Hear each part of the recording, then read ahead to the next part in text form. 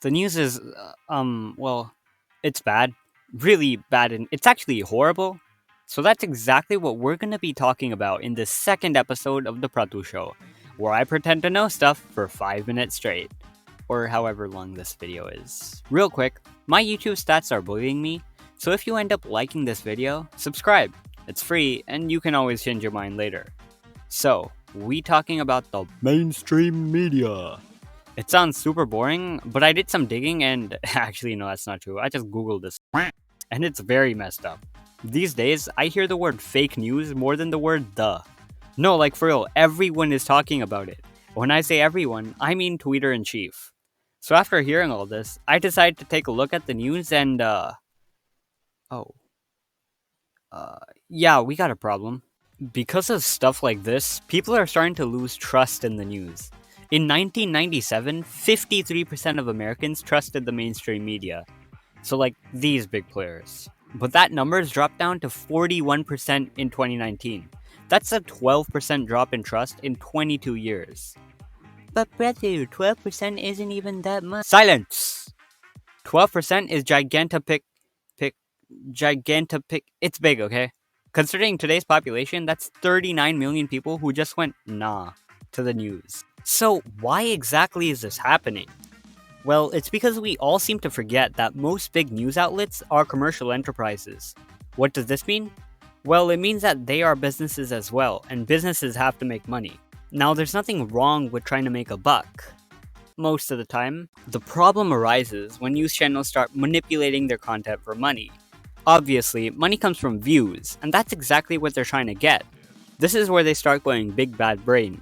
The news outlets start shifting their opinion in their content, usually a marginally more extreme version of what they currently believe in. This keeps their current audience happy because it confirms their belief, while also adding something new to attract more people. Now, it may seem crazy to do this for views, but just look at History Channel. History Channel is supposed to be about ancient Rome and, yeah, just ancient Rome, but now it's just a bunch of shows about aliens and conspiracy theories. Why? Because it gets them eyeballs. Wait, no, that sounded wrong. Why? Because it gets them views. So what happens as a result to news sources that become more marginally extreme is that Republican news sources become more Republican, and the same goes for Democratic news sources. This is also what makes them more biased and gives birth to Twitter. It also affects the viewer because the viewer's thoughts and opinions start to align with the stuff they watch. So as the news you watch starts to think one way, so do you. As a result, people who feel different things towards a situation become more and more divided.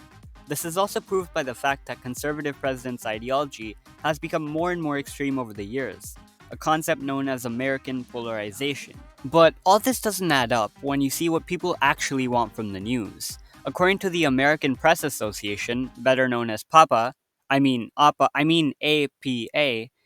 to the APA, the top 3 things people look for in the news are accuracy, up-to-date news, and dumb graphics. And clarity. Then why do people still watch this? Well, it's because this criteria is technically filled. There's no bending of facts, so that's a check. Up-to-date news? Yeah, news is usually pretty new. And clarity is also a check because they don't like stutter or anything. The bias is introduced through the delivery of facts and context, which changes the whole vibe of a news story. News outlets don't legally have to be completely transparent, so they are shady. So what's the takeaway from this? I'm not saying don't watch the news. Actually, wait, no, I'm saying exactly that. JK, but what I'm saying is that before you form an opinion of something, you should think about it, so that you know that your opinion is yours, and not some balding guy getting paid to talk on TV. I have to go eat lunch now, so thanks for watching.